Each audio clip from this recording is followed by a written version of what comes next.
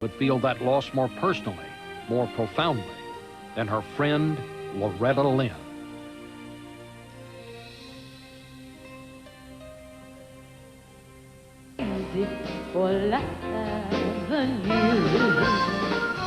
Patsy Cline left behind a powerful legacy in the person of Loretta Lynn.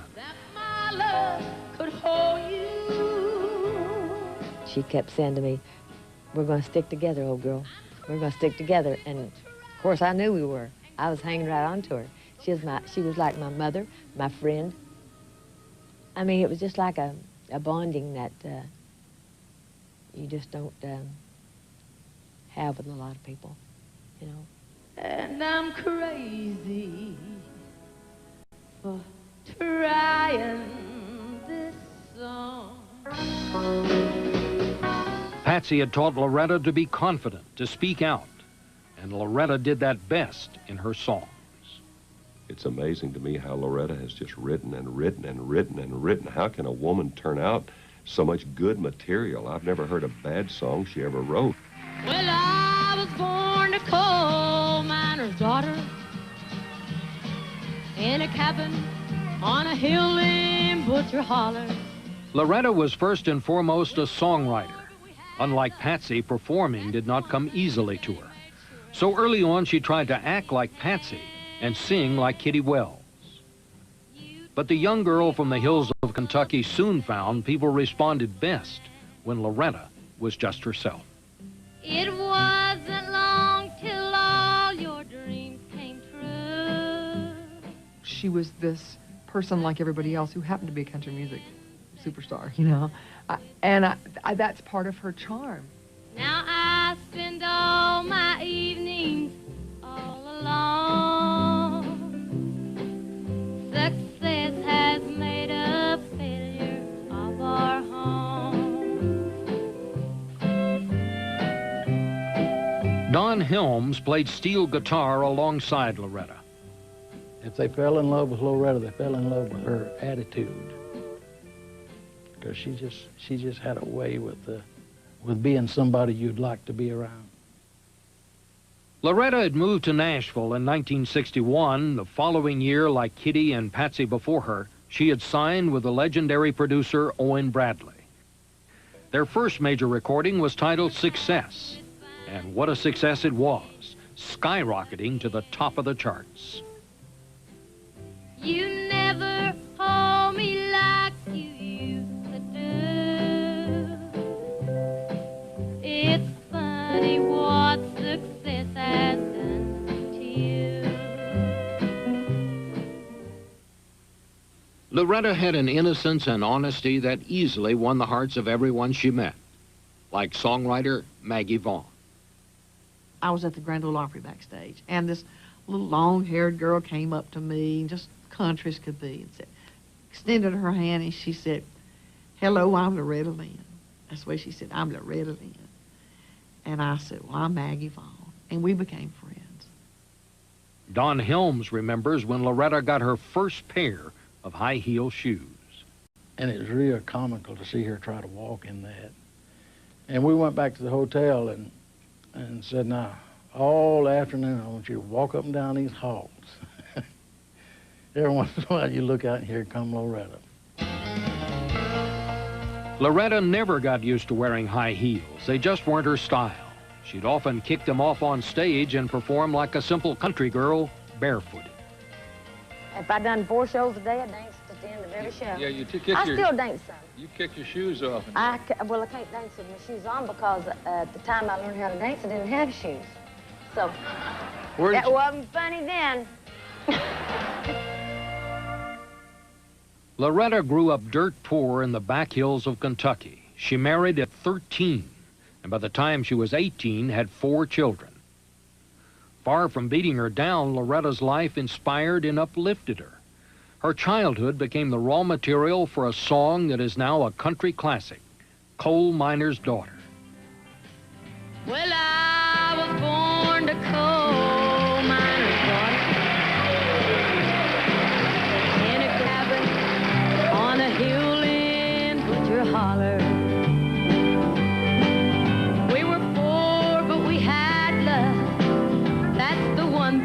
Daddy made sure he shoveled coal to make a poor man's dollar. In time, Loretta Lynn became one of country's greatest songwriters, as gifted as she was prolific. My husband, you know, was right there behind me. You can do her, even though I was so bashful. He'd have to sometimes tell me he told me one time that I wasn't bashful, I was ignorant. And when he said that was fighting words. Her fighting spirit was born from her years of poverty and her desire to make music. And music gave that spirit a voice. Her songs were warm, charming, and sometimes shocking. Before you first made love to me, you called me your wife-to-be. I don't know how to even say this on national television, but a lot of country music has meaning to it that double meanings, and the way things were phrased. Tonight I let you hang my wings up on your horn. Well, she says wings up on your horn. Wings up on your horn. The S is almost like horn. It's just the S is buried there. And again, what image pops up?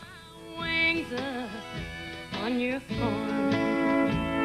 She knew what she was doing in these songs, and she had some of this sexual innuendo coming into the songs. But people thought she was innocent, and still do, I guess. By the late 1960s, Loretta had come into her own at a time of sexual freedom and political turmoil. The revolutionary times would change the nation, country music, and Loretta Lynn. Her music would become more outspoken, more daring, and the results would shock even her most loyal fans. Here is Loretta Lynn. By the early 1970s, Loretta Lynn was a superstar. She became the first woman ever named Country Music Entertainer of the Year. Her autobiography, Coal Miner's Daughter, became a bestseller and was later made into an Oscar-winning movie starring Sissy Spacek as Loretta. It's one of the most positive characters I've ever played. The main thing I've gotten out of it is getting to know Loretta. Loretta's success came despite a song that sent shockwaves through country music. The song she wrote with her husband was The Pill.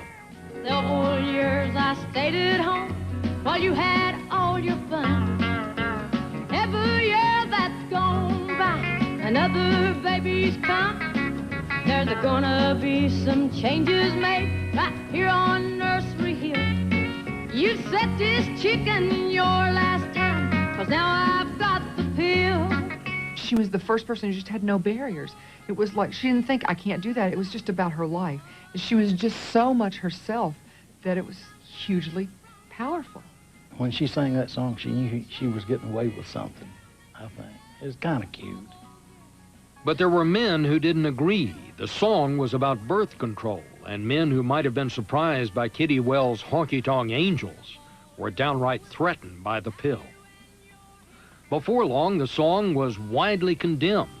Radio stations went so far as to ban it. This chicken's done tore up her nest, and I'm ready to make a deal. And you can't afford to turn it down, 'cause you know I've got the pill. She was singing and representing all those women who finally got independent. When Loretta recorded the song, she was struggling like many American women to balance her demanding career and her growing family, which now included twin girls. When my mom came off the road, it was family time. There wasn't the guitars and that kind of thing, and so music was always secondary. Family was first in our home, and that's how we live our life, too. Sign a card for my little girl, would you? And just you all send me a copy. Yeah, let me go. But Loretta would always feel frustrated by the sacrifices she had to make for her career. She was on the road so much that Peggy and Patsy spent most of their time with their dad. It's very hard to be a singer and a housewife, mother, and a woman, you know, and be what you want to be. That's just too many things to be at one time. I think that a man, it's so much easier for a man in this business.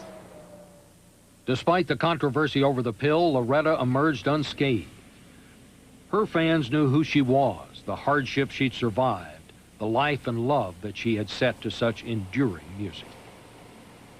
For her, all that stuff was real. And I think that's why she could carry it off. It wasn't contrived. It wasn't like she said, oh, well, this is what women feel, so that's what I'll sing about. It was just her life. This incubator is overused because you kept it filled. The feeling good comes easy now since I've got the pill. It wouldn't have meant the same thing if Tammy or Kitty or Patsy Cline had recorded that, because Loretta just lays it out there for you, and she does it honestly. Honesty was Loretta Lynn's greatest asset. She used that and her considerable talent to give women a powerful new voice in country music.